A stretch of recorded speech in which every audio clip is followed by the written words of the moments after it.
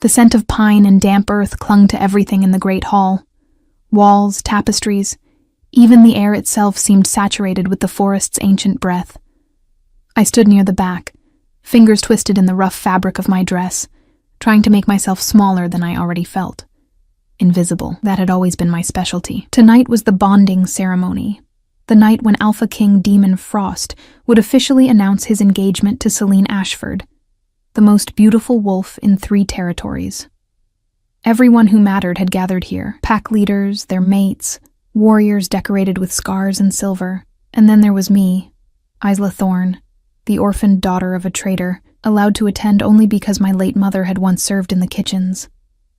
I shouldn't have come, but something my mother told me before she died kept echoing in my mind. When everyone looks away, you must learn to see what they cannot.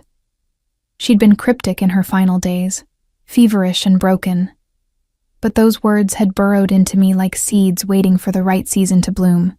The hall buzzed with conversation, glasses clinking, laughter sharp as broken glass. I watched Celine glide through the crowd in a gown that shimmered like moonlight on water, her dark hair cascading down her back in perfect waves. She was everything I wasn't: confident, admired, powerful. When she laughed, heads turned. When she spoke, people listened. When I spoke, they looked past me as if I were smoke. I pulled my shawl tighter around my shoulders, the threadbare wool doing little against the chill that seeped through the stone walls. My hair, pale as winter wheat, hung limp around my face. I'd tried to braid it earlier, but my hands had been shaking too much. Fear did that to me, turned me clumsy, made me forget how to breathe properly. The massive doors at the front of the hall groaned open, and silence fell like a curtain dropping. He entered. Alpha King Demon Frost. Even from across the room, I felt the weight of his presence, a gravity that pulled at something deep in my chest. He was tall, shoulders broad beneath the dark fur cloak that swept behind him. His hair was black as a raven's wing, jaw carved from granite, eyes the color of steel in winter. But it was the loneliness that struck me most. Despite being surrounded by hundreds, he looked utterly, devastatingly alone. Our pack elders said he'd lost his family young, that he'd built his kingdom on the bones of enemies and the loyalty of those who had nowhere else to go. They said he didn't know how to smile anymore. Looking at him now, I believed it. Celine moved toward him with practiced grace, and he extended his hand. She took it, and the crowd erupted in polite applause. I clapped too, the sound hollow in my ears. "Beautiful couple, aren't they?" someone murmured nearby. "Perfect match. She'll make a strong queen." I should have agreed. Should have smiled and nodded and faded back into the shadows where I belonged. But my mother's voice whispered again, "When everyone looks away, you must learn to see." And I had seen something 3 nights ago. I'd been walking back from the river where I washed clothes for the pack house, taking the long path through the woods because it was quieter, because I could pretend for a few stolen moments that I wasn't the girl everyone pitied or ignored. That's when I'd heard voices, low, urgent, careful. I'd frozen behind a cluster of birch trees, heart hammering, knowing I should leave but unable to move. "The ceremony is in 3 days." That was Celine's voice, unmistakable in its crystalline clarity. "He'll be vulnerable then. Everyone will be watching us, not the perimeter." "And you're certain he suspects nothing?" A male voice, rough and unfamiliar. "Demon trusts me completely. The fool actually believes I love him." She'd laugh then, a sound like ice cracking. "By midnight, the Blackthorn pack will control the northern territories. And you, my love, will stand beside me as king." My blood had turned to frost in my veins.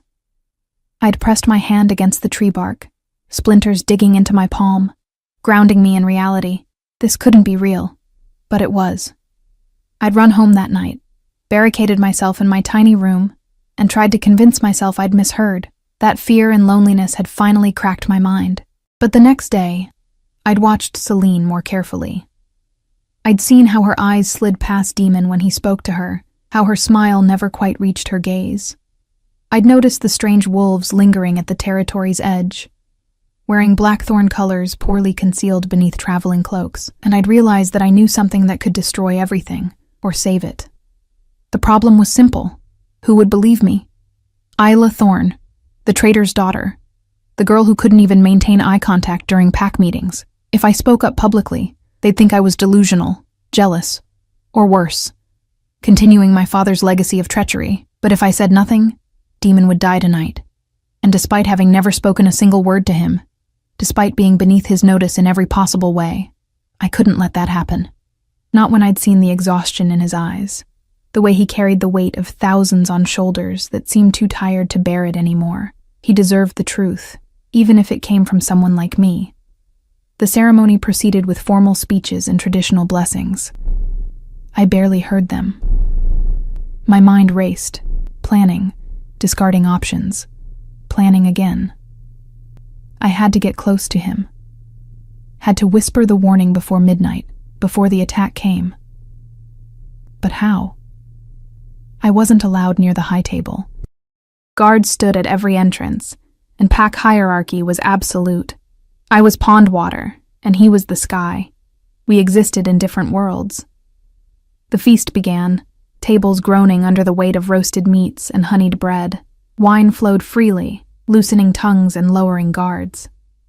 I watched servants move between the tables, watched how they approached the high table where Demon sat with Celine at his right hand, her fingers possessively curled around his arm.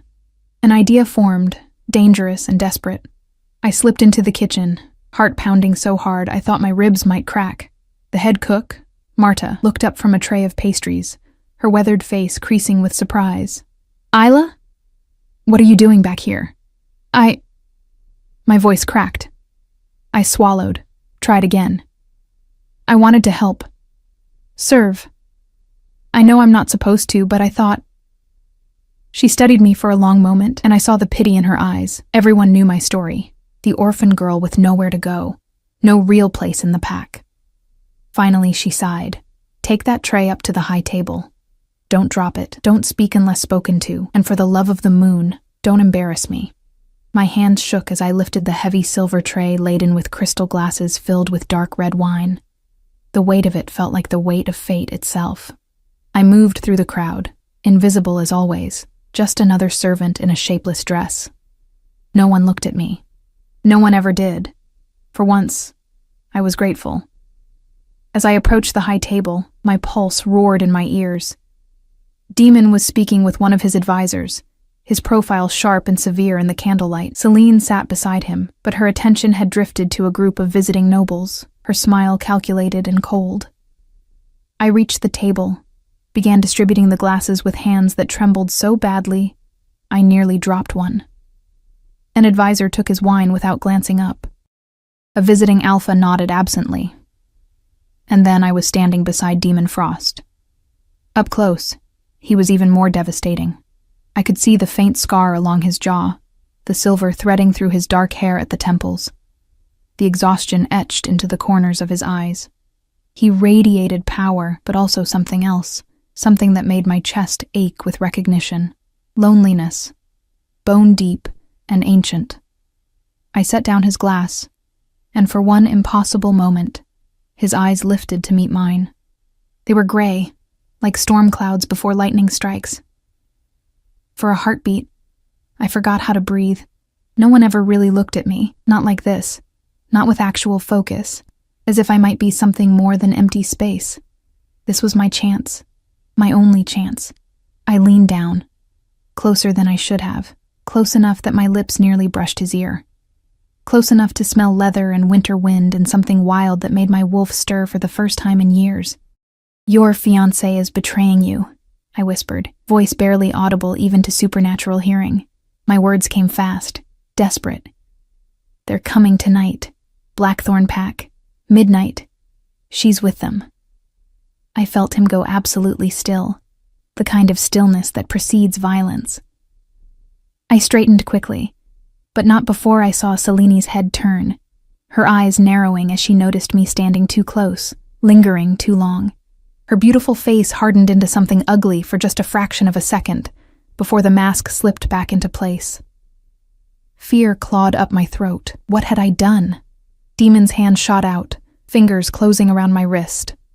Not hard enough to hurt, but firm enough to stop me from fleeing. His touch sent electricity racing up my arm, and I gasped.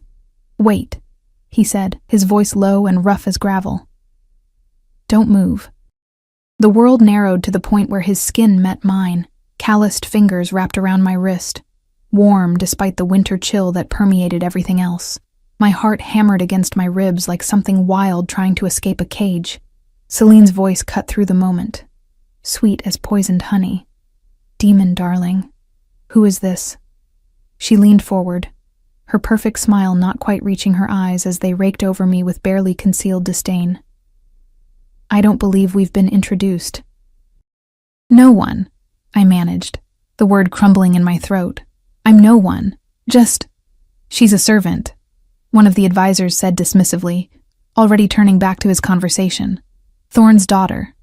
The name landed like a stone in still water.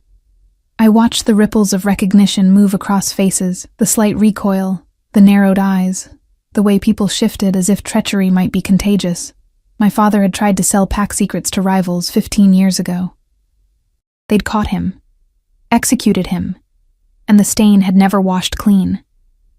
Demon's grip on my wrist didn't loosen, but something shifted in his expression. His eyes, those winter gray eyes, searched my face with an intensity that made me want to disappear into the floor. "Leave us," he said quietly. "But Demon?" Celine began, her hand reaching for his shoulder. "Not you." His gaze hadn't left mine. "Everyone else. Clear the high table. Now." The authority in his voice was absolute. Chairs scraped against stone. Advisors and nobles retreated with barely concealed confusion, casting glances over their shoulders. Celine remained frozen, her composure cracking at the edges. I said everyone. Demon's words were soft, but they carried the weight of an alpha king who'd never learned to ask twice. Celine rose with practiced grace, but I saw her hands clench in the folds of her gown.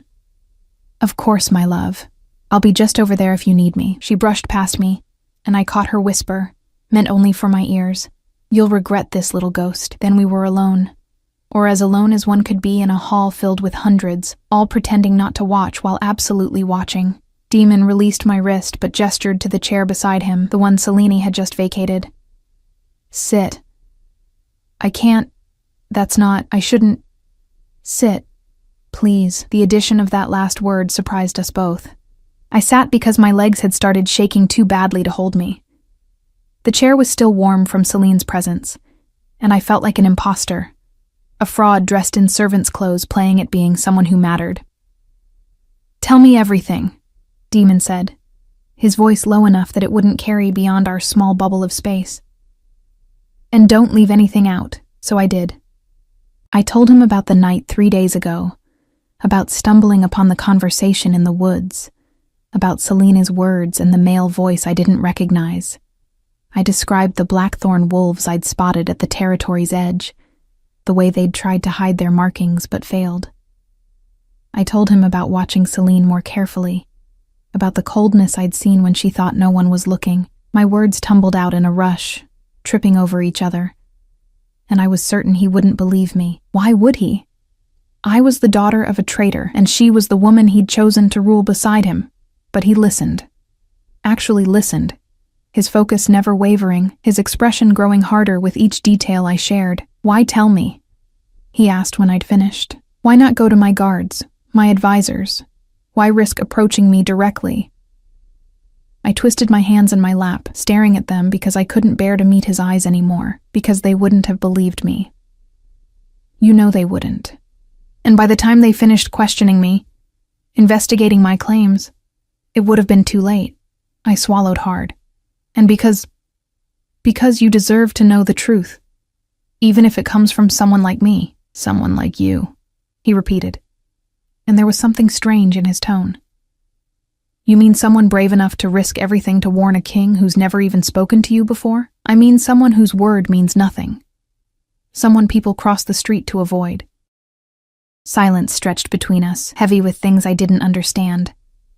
When I finally worked up the courage to look at him, I found him studying me with an expression I couldn't read. "Your father betrayed the pack," he said, and I flinched. "But you are not your father," I learned that lesson the hard way. Something dark passed across his face. My own father nearly destroyed our territories before I was forced to challenge him. Blood doesn't define us. Our choices do. The words settled over me like a blanket I hadn't known I needed. Before I could respond, he stood abruptly. Come with me. We don't have much time. What? Where, if what you've told me is true, and I believe it is, then Celine and her allies will be watching me closely now. They'll have seen us talking. We need to move quickly. He held out his hand. Trust me. I stared at that outstretched hand. Strong, scarred, attached to a man who'd just told me blood didn't define us. Slowly, hardly believing what I was doing, I placed my hand in his. His fingers closed around mine, warm and solid, and he pulled me to my feet. The contact sent sparks racing up my arm, and my wolf, my quiet, dormant wolf who'd barely stirred in years, suddenly pressed against my consciousness with desperate interest. Demon led me through a side door, away from the feast and the watching eyes. We moved through corridors I'd only seen while cleaning, past tapestries depicting battles and coronations, past guards who snapped to attention as we passed. Sire, is everything? One began. Increase patrols at the northern border. Demon ordered, without breaking stride. Double the guards at every entrance, and find Commander Rowan. Tell him to meet me in my study immediately. This is a priority alert. The guard's eyes widened, but he saluted and took off at a run. We climbed a spiral staircase, my breath coming harder as we ascended. Finally, Demon pushed open a heavy wooden door and guided me into a room that could only be his private study. It was sparse, almost austere. A massive desk dominated the space, covered in maps and documents. Bookshelves lined the walls, filled with volumes that looked well-read rather than decorative. A fireplace crackled in the corner, the only source of warmth. But what struck me most was how utterly alone it felt. No personal items, no photographs, nothing that spoke of a life beyond duty and responsibility. Wait here, Demon said, finally releasing my hand. The absence of his touch felt like cold water. I need to gather my most trusted advisors, the ones I know Celine hasn't gotten to. How can you be sure? I asked, hugging myself against the sudden chill. Because they're the ones who warned me about her months ago. I didn't listen. His jaw clenched. I thought I was being strategic, forming an alliance with the Ashford pack. I thought... He trailed off, turning to stare into the fire. It doesn't matter what I thought. You thought you were protecting your people, I said softly. That's what leaders do. They make hard choices. He looked back at me, and for the second time that night I felt truly seen. What's your name? Your real name, not just Thorne's daughter. Isla, I whispered. Isla Thorne. Isla. He tested the word, and somehow it sounded different in his voice. Not like the name of a ghost, but like something real and solid. Thank you, Isla Thorne. You saved my life tonight, probably saved all of our lives. Before I could respond, the door burst open. A tall man with copper hair and a scar running down his left cheek strode in, followed by two others, a woman with silver streaks in her dark hair and a younger man who looked barely past 20. Demon, what's going on? The copper-haired man demanded. Your message said priority alert. Are we under attack? Not yet, but we will be. Demon gestured to me. This is Isla. She's brought intelligence about a planned assault from the Blackthorn pack. Tonight, midnight. All three pairs of eyes turned to me, and I wanted to sink into the floor. The woman stepped forward, her gaze sharp but not unkind. What did you see, child? I repeated my story for what felt like the 100th time, forcing myself to keep my voice steady. The woman, who introduced herself as Elder Mora, asked pointed questions about timing, about the voices I'd heard, about the wolves I'd seen. The copper-haired man, Commander Rowan, wanted details about their positioning and numbers. The younger man, a tracker named Felix, listened intently, his eyes occasionally flicking to Demon with something like concern. It fits, Rowan said finally. We've had reports of unusual movement along the northern border for weeks.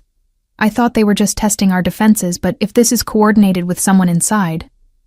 With Celine, Demon finished, his voice hard as stone. My own fiancée.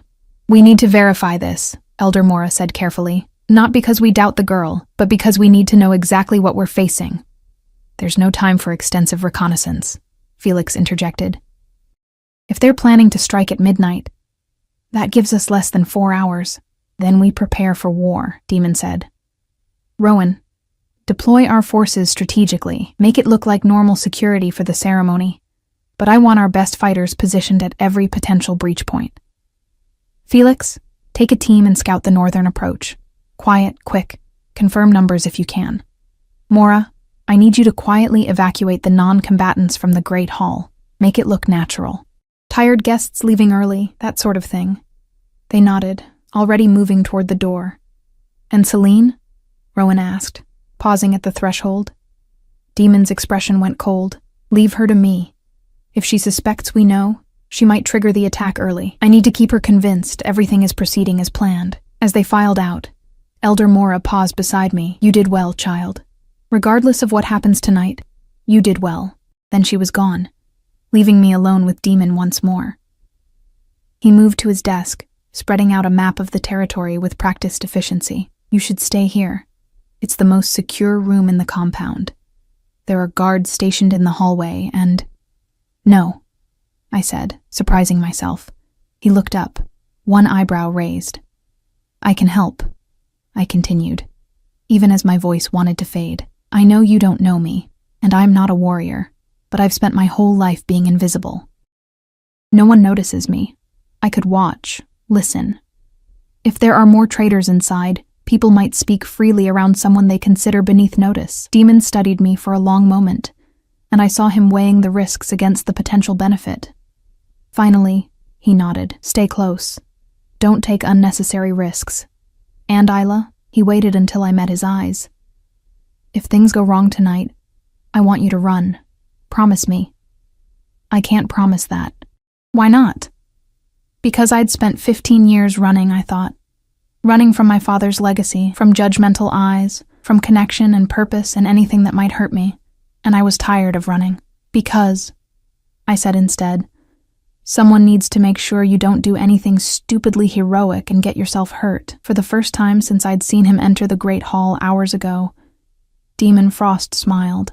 It was small, barely there, but it transformed his face completely. Fair enough, he said.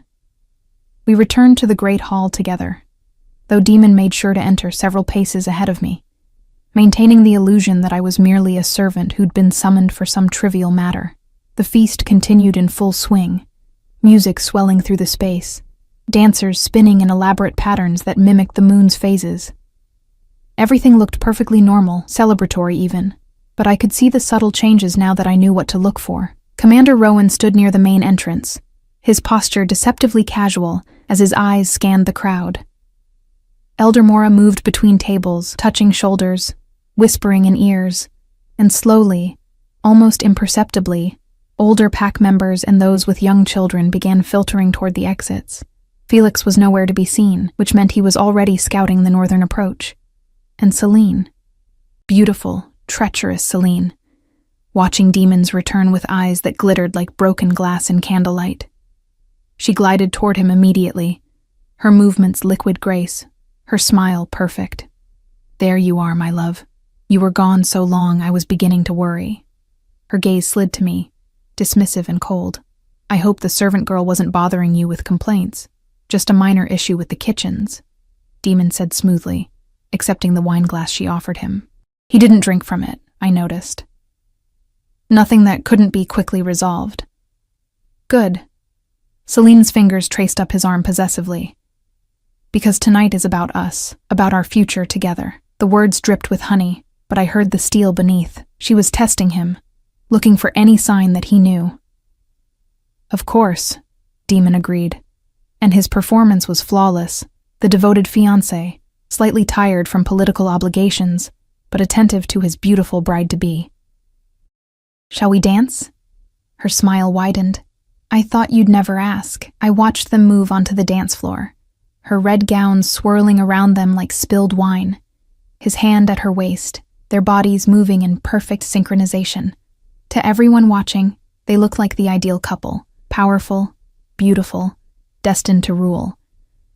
But I saw how Demon's jaw tightened almost imperceptibly, how Celine's eyes kept darting toward the windows, toward the shadows, checking the time on the great clock that dominated the far wall, 10:30. An hour and a half until midnight. I slipped back into invisibility, moving through the crowd with a serving tray I'd grabbed from a passing attendant. No one questioned my presence. No one ever did. I was furniture, part of the background, as forgettable as the tapestries on the walls. And I listened. Near the wine table, 2 visiting wolves from a neighboring pack spoke in low voices. "Have you noticed how many blackthorn wolves are lingering outside? Seems odd for a celebration that doesn't concern them. Probably hoping for scraps from the feast. You know how territorial disputes go. Always someone looking for an advantage. Not suspicion then, just casual observation." I moved on. By the musician's platform, I caught sight of a man I didn't recognize. Tall, broad-shouldered, with a distinctive scar across his knuckles. He stood too still, watching the crowd with the focus of a predator rather than a guest. When Elder Mora passed nearby, his hand moved subtly toward his belt, where I glimpsed the handle of a concealed blade. My heart kicked against my ribs. An insider. Someone planted among the guests. I couldn't reach Demon. He was still dancing with Celine, maintaining the charade, but Commander Rowan stood near enough. I made my way toward him, careful to look aimless, just a servant wandering through her duties. "Sir," I murmured as I passed, setting down an empty glass on a nearby table. Near the musicians, scarred knuckles, armed. Rowan's expression didn't change, but I saw his stance shift slightly, his hand moving toward his own concealed weapon. "Noted," he breathed. "Good eye, girl." The dance ended. Demon escorted Selene back toward the high table, and I saw her whisper something in his ear that made him nod. She excused herself, gliding toward a side corridor, the one that led toward the powder rooms, but also toward a lesser-used exit. Demon caught my eye across the room. The look lasted only a second, but the meaning was clear. Follow her. My mouth went dry, but I nodded. I set down my tray and slipped after Celine, keeping enough distance that my footsteps wouldn't alert her supernatural hearing. The corridor grew darker as we moved away from the great hall, torches burning low in their sconces. Celine didn't go toward the powder rooms. Instead, she took a sharp turn down a service staircase that led toward the castle's lower levels, storage rooms, wine cellars, and more importantly, a delivery entrance that opened onto the northern courtyard. I followed, my heart hammering so loudly I was certain she'd hear it.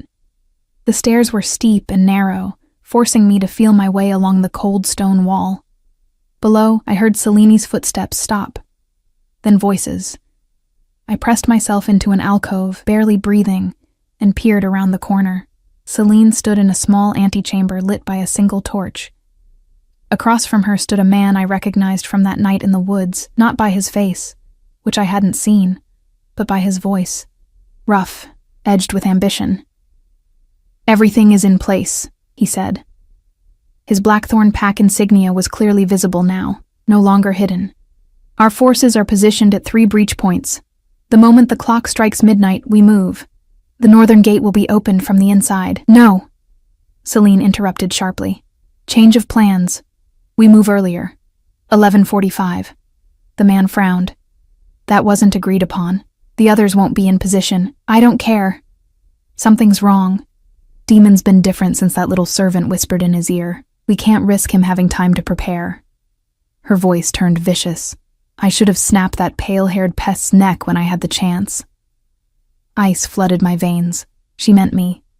She'd noticed everything. 15 minutes earlier won't change much, the man argued. But if we're not fully coordinated, then you better move quickly. Celine stepped closer to him, and her tone became something else entirely. Intimate, possessive. "Once this is over, once Demon is gone, and the northern territories are ours, we'll finally be free. No more pretending. No more playing the dutiful fiancé to a man too broken to see what's right in front of him." The man pulled her close, and they kissed with the hunger of conspirators who'd been forced to hide their connection for too long. When they broke apart, Celine's smile was cruel. Go. Signal the others, 11:45, and tell them to make it look like a legitimate challenge from Blackthorn. Territorial dispute gone violent. I want plausible deniability when this is over. He nodded and disappeared through a side door that led outside. Celine lingered a moment, adjusting her gown, smoothing her hair. Then she turned back toward the stairs, toward where I stood, frozen in my alcove. I had seconds to decide, try to slip away and risk her hearing me, or stay perfectly still and pray she passed without noticing.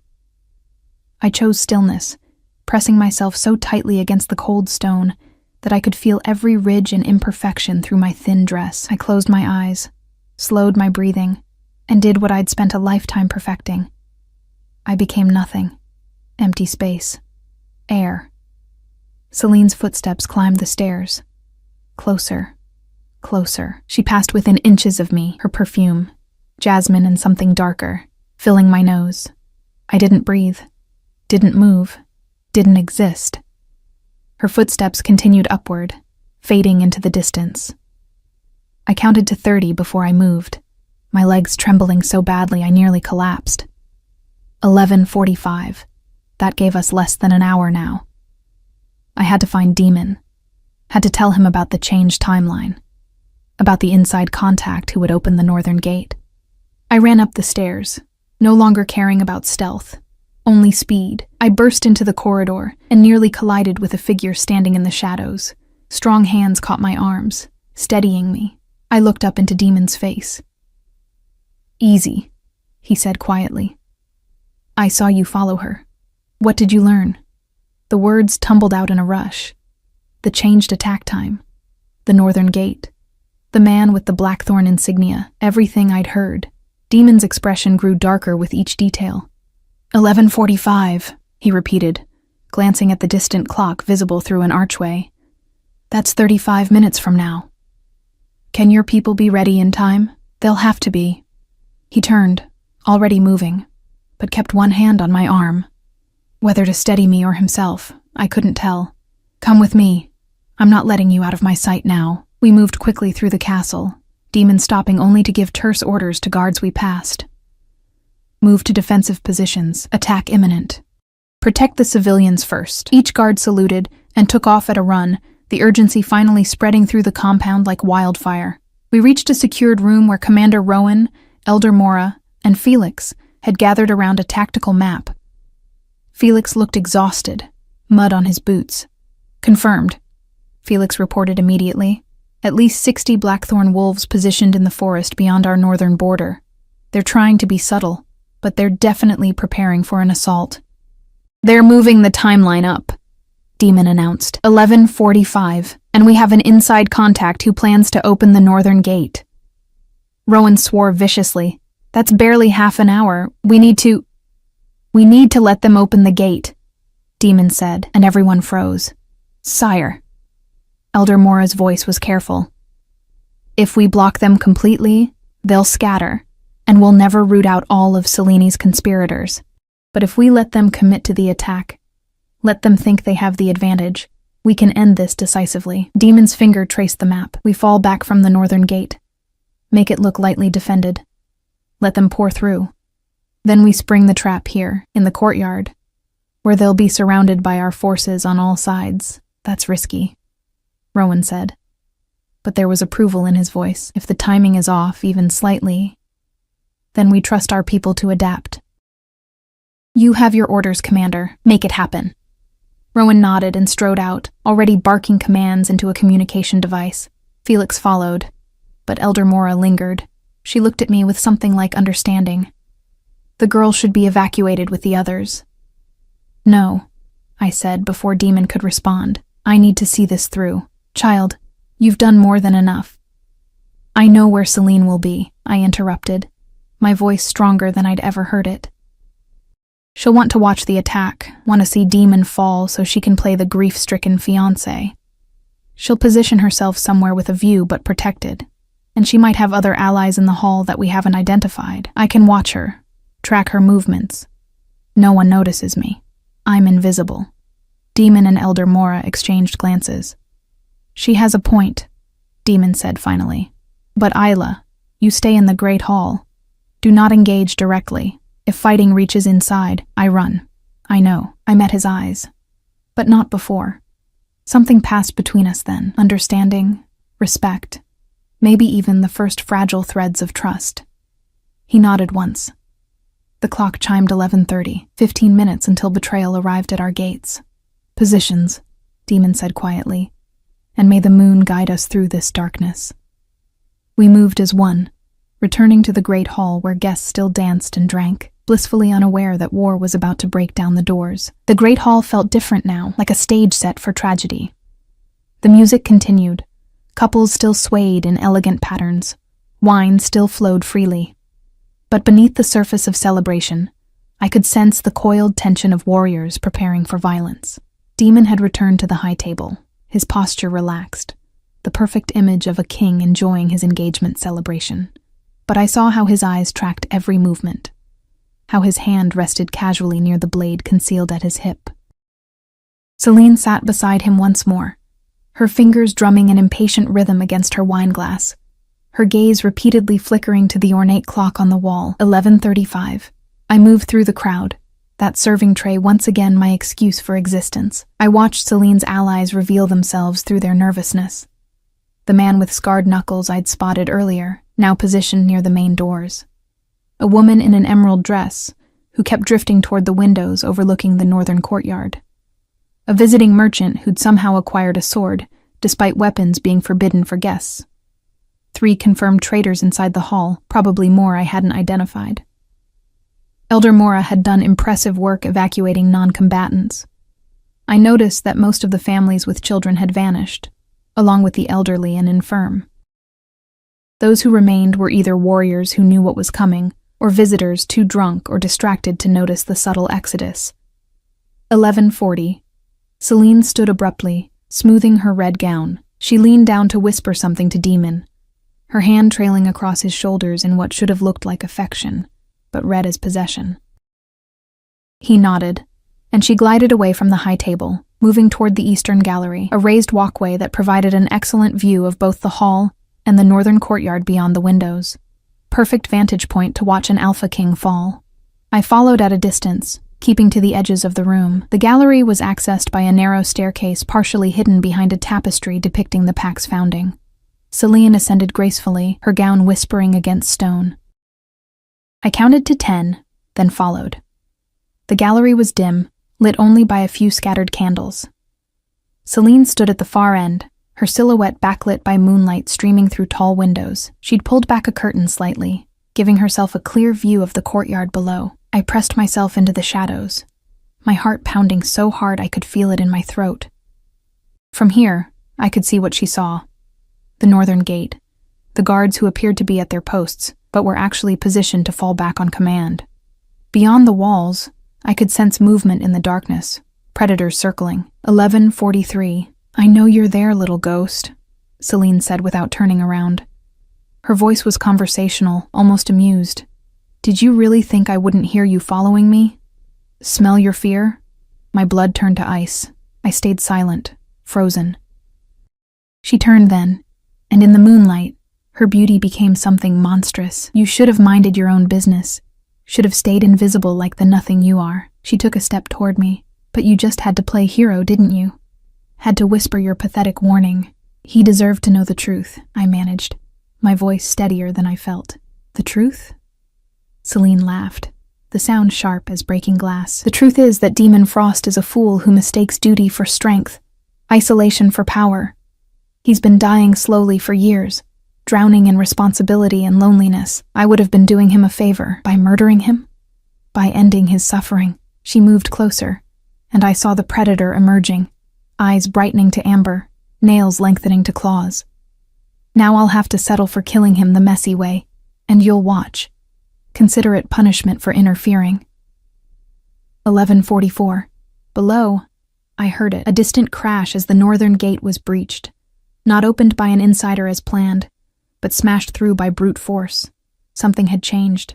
The Blackthorn wolves weren't waiting for their signal. Celine's head whipped toward the window, confusion flashing across her face. No, That's too soon. They're not. The great hall erupted into chaos. Through the windows, I watched blackthorn warriors pour into the courtyard, dozens of them, shifting between human and wolf forms as they charged. But instead of finding easy prey, they ran straight into Demon's trap. Warriors emerged from concealed positions on rooftops, behind walls, from doorways, surrounding the attackers on all sides. The clash of combat rose even to our high gallery, snarls, shouts, the ring of steel against steel. No! Celine rushed to the window, pressing her face against the glass. This isn't how it was supposed to happen. He wasn't supposed to know.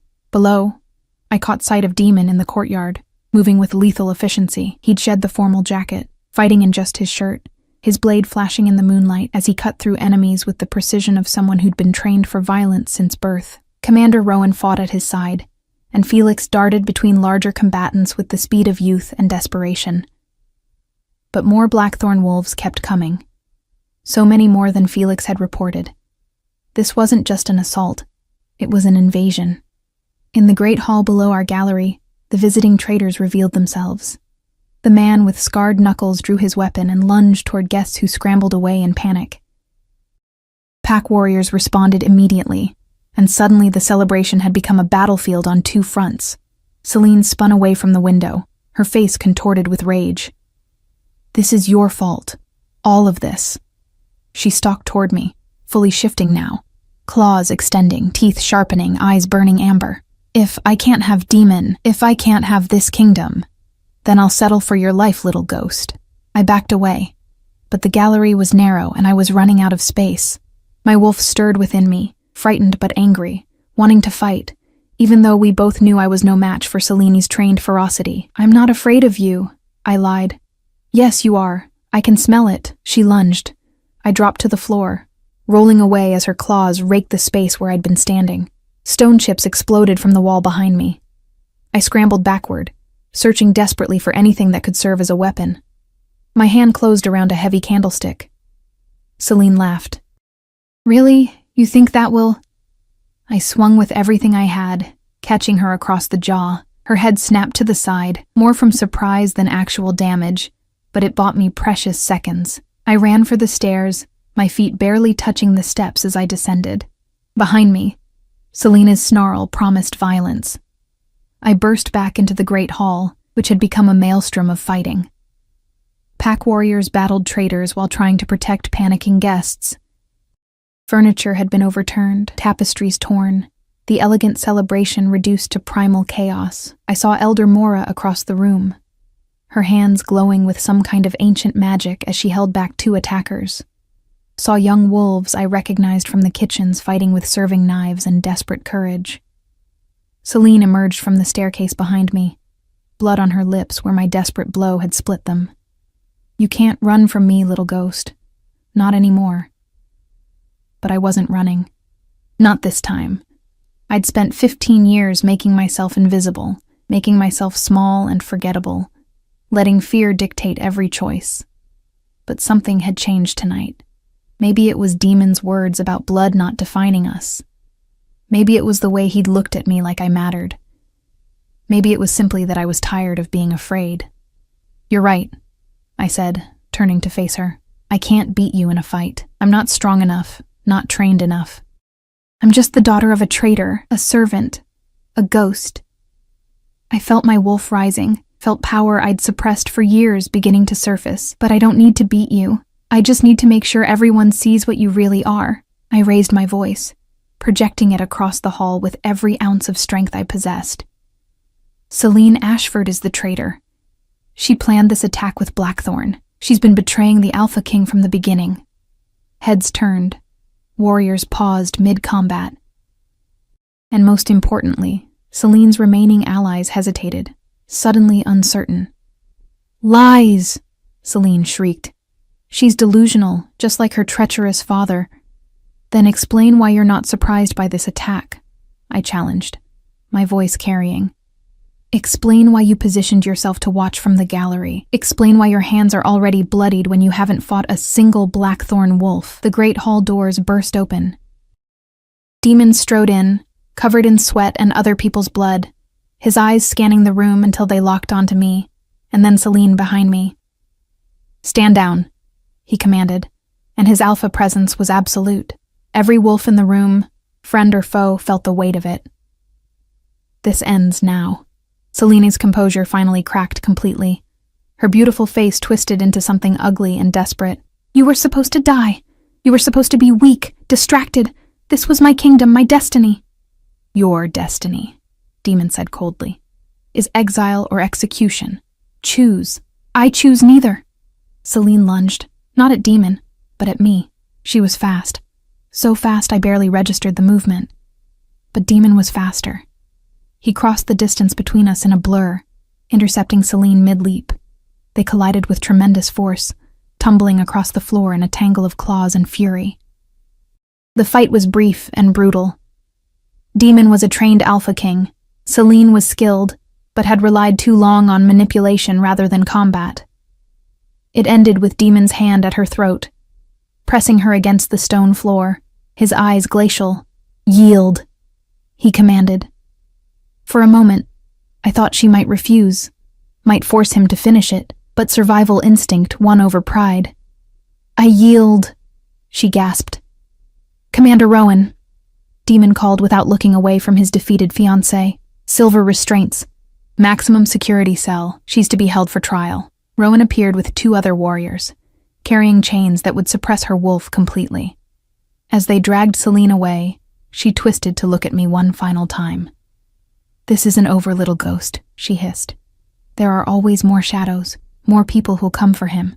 You can't protect him forever, maybe not." I replied quietly, "But I can try." The fighting in the courtyard had ended.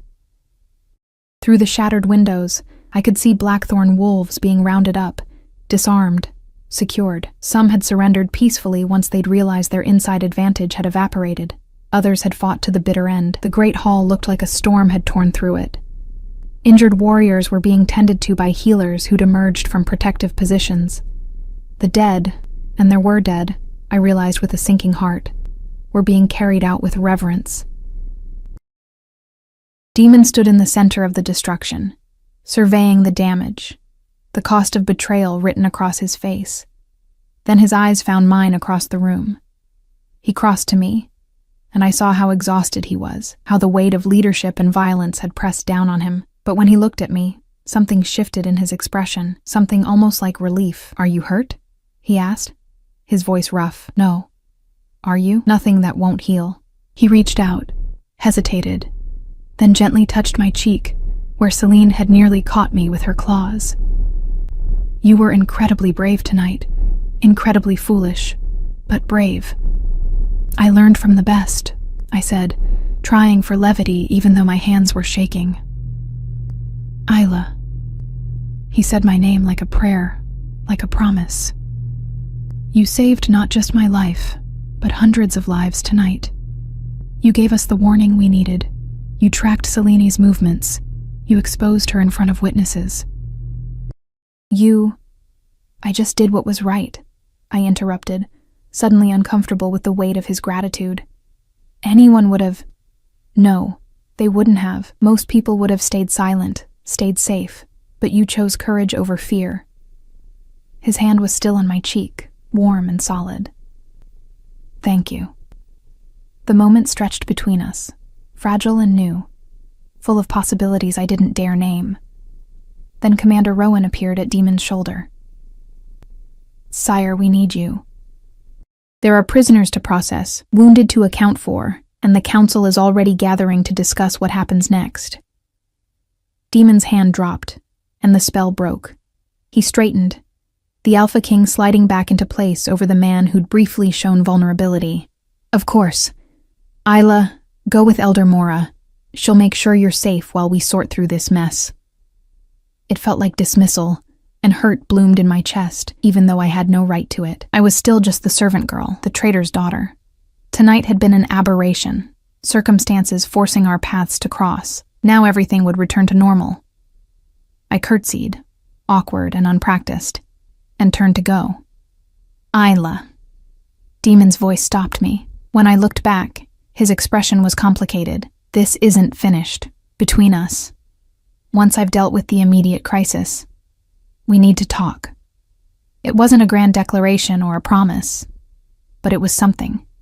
I nodded, not trusting my voice, and let Elder Mora guide me away from the ruined celebration, into whatever uncertain future awaited. 3 weeks had passed since the night of the failed coup. The castle had returned to a semblance of normalcy, though the scars remained, both physical and otherwise. Shattered windows had been replaced, bloodstains scrubbed from stone floors, broken furniture removed, but the wounds cut deeper than architecture. Trust, once shattered, took longer to rebuild than walls. I stood in what had become my new room. Not the tiny servants' quarters I'd occupied for years, but a proper chamber in the residential wing, with windows overlooking the eastern gardens, and a bed soft enough to make me question reality every morning. Elder Mora had insisted, overriding my protests with the kind of maternal firmness that brooked no argument. "You're a hero of the pack now," she'd said, patting my hand. "Heroes don't sleep in closets." Hero. The word still felt foreign on my tongue, like clothes that didn't quite fit. The trial had been swift and public. Celine stood in silver chains before the assembled council, her beauty dimmed by defeat, and confessed everything: the affair with the Blackthorn commander, the planned assassination, the promised division of territories.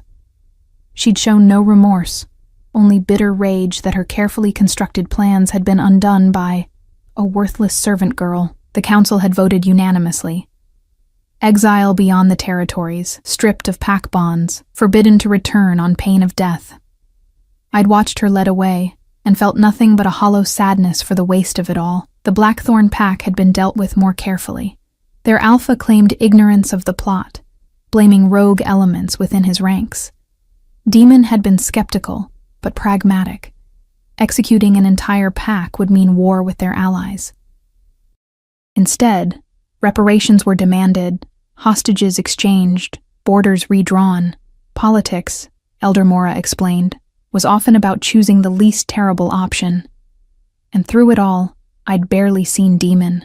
Oh, he'd acknowledged me publicly, thanked me before the council, ensured I was given new quarters and clothing appropriate to my changed status. But the private conversation he'd promised never materialized. He was drowning in the aftermath of betrayal, meeting with advisors from dawn to midnight, rebuilding alliances, reinforcing security, managing the delicate balance of power that kept the territories from descending into chaos. I told myself I understood, that I'd been foolish to hope for more, that the moment we'd shared in the Great Hall had been born of adrenaline and relief, nothing more. But my traitorous heart refused to listen. A knock at my door pulled me from my thoughts. I opened it to find Felix, the young tracker, grinning at me with the infectious enthusiasm that seemed permanently fixed to his face. "Morning, Isla. The Alpha King requests your presence in his study." "Well, technically Commander Rowan requests your presence on behalf of the Alpha King, but same difference, right?" My stomach flipped. "Did he say why?" "Nope. Just said it was important and you should come immediately." Felix's grin widened. "You're not in trouble if that's what you're worried about. I think. Probably not. Maybe 80% certain. That's not reassuring. Wasn't meant to be."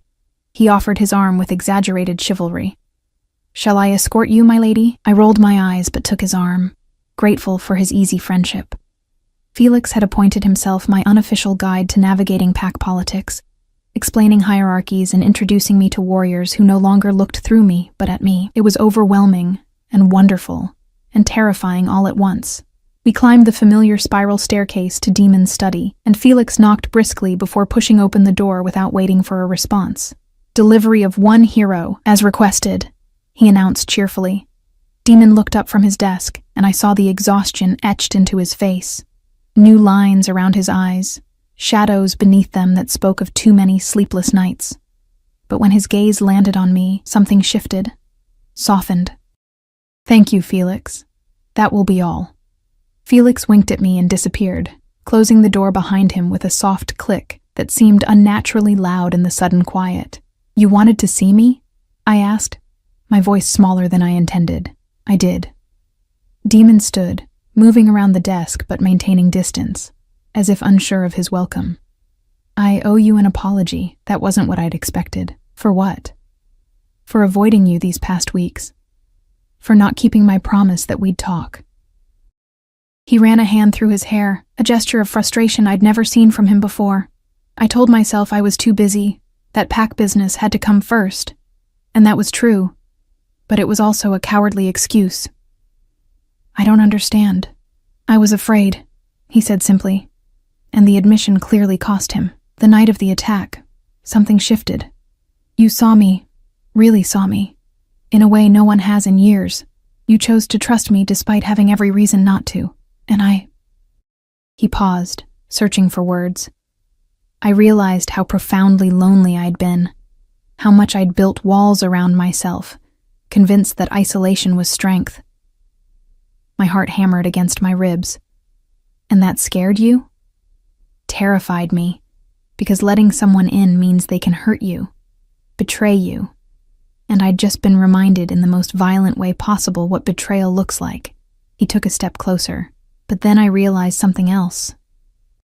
You already had 100 opportunities to betray me, to use what you knew for personal gain. Instead, you risked everything to warn me. You asked for nothing in return. That's not entirely true, I admitted quietly. I wanted to matter, to be seen, to prove that I was more than my father's legacy.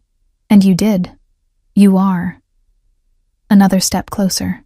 Isla, these past weeks while I've been buried in political maneuvering and damage control, do you know what kept me going? It was remembering your courage, your compassion, the way you stood up to Celine even though you were terrified. I was terrified, I confirmed, trying for levity to mask how his words were unraveling me. She was going to turn me into ghost confetti. His lips quirked. Not quite a smile, but close. Ghost confetti? I'm very pale. It seemed appropriate. This time he did smile, and it transformed his entire face. There. That's what I've been missing. Your ridiculous humor in the face of everything terrible. The distance between us had shrunk to barely a foot. I could smell leather and pine and that wild scent that was uniquely his. My wolf pressed against my consciousness, alert and interested in a way she'd never been before. Why am I really here, demon? I whispered. Because I wanted to tell you that I'm done being a coward. Done hiding behind duty and responsibility as excuses not to feel anything. His hand lifted, hesitant, before gently cupping my cheek the way he had that night in the Great Hall. These past weeks without you have been miserable. I kept finding excuses to ask people about you, to make sure you were settling in, to... He laughed self-deprecatingly. I've been pathetic, basically. The Alpha King. Pathetic? I don't believe it. Believe it. Commander Rowan threatened to lock me in a room with you if I didn't stop moping around the castle like a lovesick teenager. Joy bubbled up in my chest, effervescent and startling. You've been moping? Extensively. Dramatically. There was sighing involved. I laughed, the sound surprising us both. When was the last time I'd laughed like that? Freely, without fear or self-consciousness. Demon's expression grew serious again, his thumb brushing across my cheekbone with devastating gentleness. I know this is complicated. I know there are people who'll question this, who'll say you're too young or too new to pack politics or that I'm moving too fast after Celine's betrayal. And if you need time, if you need space, I understand. But I wanted you to know. He took a breath. You matter to me, Isla Thorne. Not because you saved my life, though you did. Not because you're useful, though you are. But because when I'm with you, I remember what it feels like to be human instead of just a king. Tears burned behind my eyes. I'm not good at this, at being vulnerable, at believing I deserve good things. Then we'll learn together. His forehead pressed against mine, and I felt his breath warm against my lips. What do you say?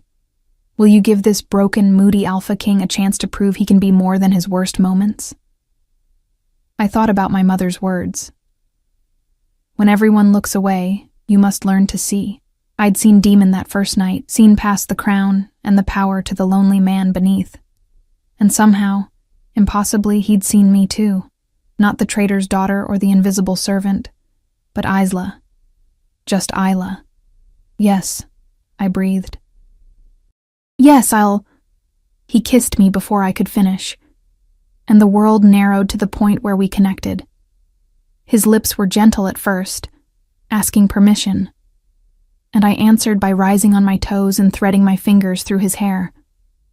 The kiss deepened, became something fierce and desperate, and full of all the words we hadn't yet learned how to say. When we finally broke apart, both breathing hard, he rested his forehead against mine again. I should probably court you properly, he murmured. Take you to dinners, write you terrible poetry, ask permission from, well, you don't have family, but maybe Elder Mora? She's terrifying, I laughed breathlessly. She is, but I think she'd approve. Good, because I'm planning to keep you, Isla Thorne. Fair warning. Keep me? Like a pet? Like a mate. The word hung between us, heavy with meaning. Eventually, when you're ready, no pressure. My wolf surged at the word, joy and recognition flooding through me. Mate. The bond that went beyond romance or politics, that joined two souls at their deepest level. I think, I said slowly, I might already be ready. His eyes widened. Isla, you don't have to. I'm not saying we have to complete the bond tonight, but I'm saying, I choose this. I choose you. However complicated or difficult it gets. He kissed me again, softer this time, reverent. Then I'll spend the rest of my life making sure you never regret that choice. The weeks that followed were a revelation. Demon did court me properly, walks through the gardens, quiet dinners in his study, long conversations that stretched past midnight. He introduced me to the intricacies of pack politics, asked my opinion on matters of governance, listened when I pointed out things others missed. And slowly the pack's perception of me shifted. I was no longer the trader's daughter or the lucky servant. I became Isla, the woman who stood beside their alpha king, who'd proven her loyalty with courage instead of bloodline. Not everyone approved, of course. There were whispers, sideways glances, people who thought I was reaching above my station. But there were also warriors who nodded respectfully when I passed. Elders who sought my input. Young wolves who saw in me proof that your past didn't have to define your future. Elder Mora became the grandmother I'd never had, teaching me everything from proper table etiquette to the ancient pack histories. Felix appointed himself my personal guardian, hovering protectively whenever we ventured into public spaces. Commander Rowan, gruff and intimidating, started leaving books on leadership in my room with notes like, "Thought you might find this useful," scrawled in surprisingly elegant handwriting. I was building a family, a real one, chosen rather than inherited. 6 months after the night of the failed coup, Demon called another gathering in the Great Hall. I stood beside him on the dais, wearing a dress that Elder Mora had commissioned, deep blue like midnight sky, simple but elegant. My hair, finally properly cared for, fell in pale waves around my shoulders. The hall was packed.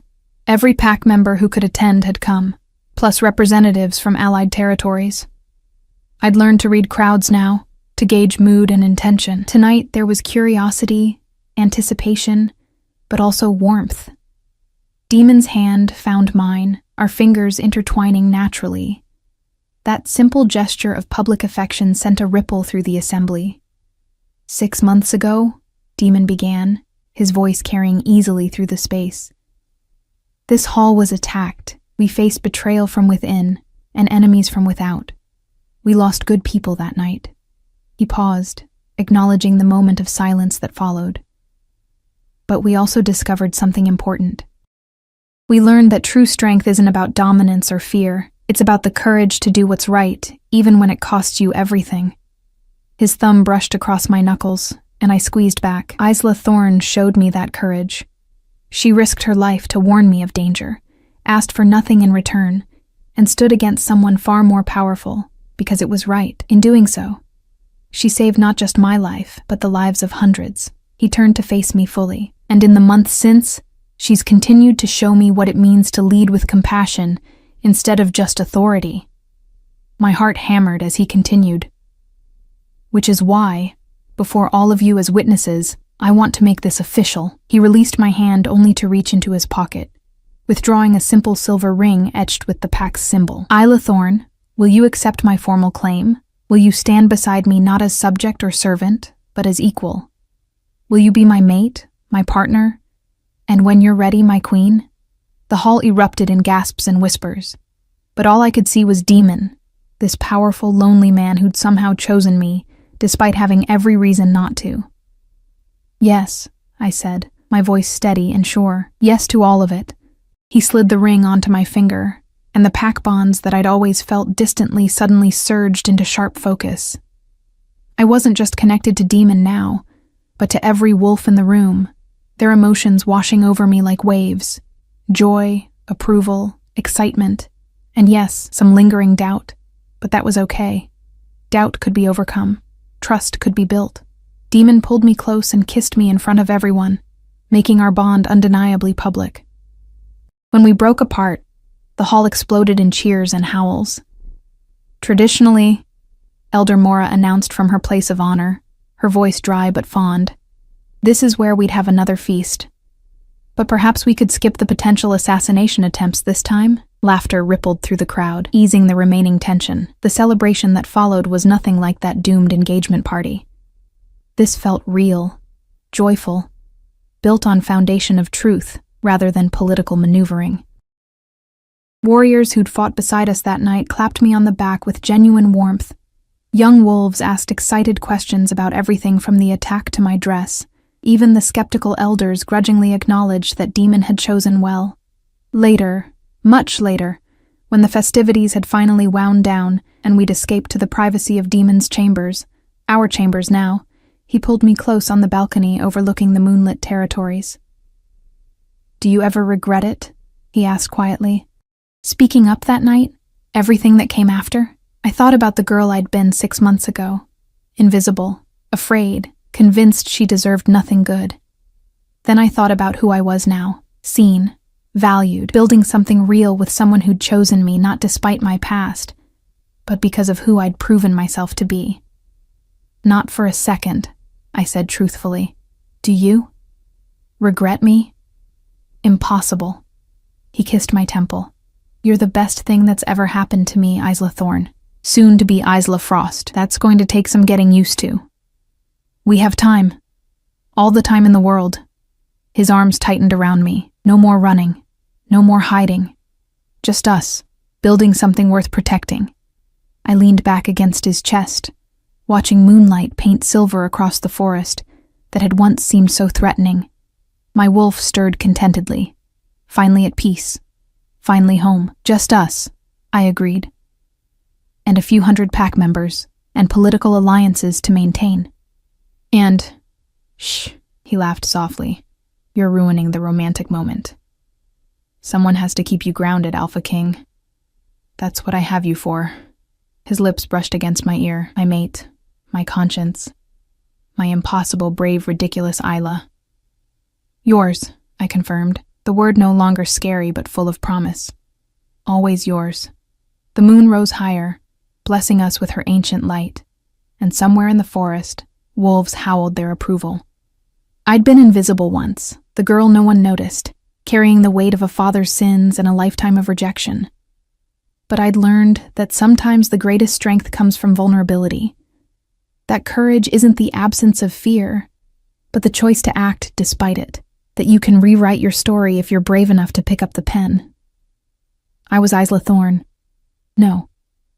Isla Frost, now. Not a ghost anymore, but something real and solid and worthy of love. And this, finally, was where I belonged.